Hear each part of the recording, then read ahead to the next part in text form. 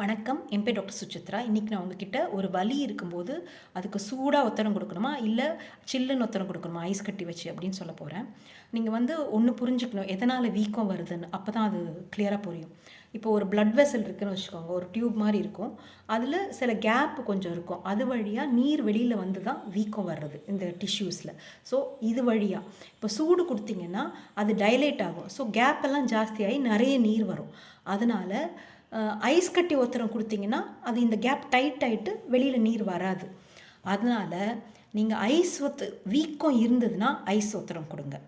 Ice contract பண்ணி வைக்கும், அதனால் லீக் ஆகாது, ஃப்ளூயிட் உள்ளே போயிடும் திருப்பி. ஆனால் சூடு வச்சிங்கன்னா டைலேட் ஆகும். ஆனால் ரத்தம் நிறைய புண்ணு ஈஸியாக ஆறும் ஏதாவது கிழிஞ்சிருந்தா. அதனால் ரொம்ப நாள் வலி இருந்ததுன்னா, வீக்கம் இல்லைன்னா நீங்கள் ஹீட் கொடுங்க. வீக்கம் இருந்தால் ஐஸ் ஒத்தடம் கொடுங்க. வணக்கம்.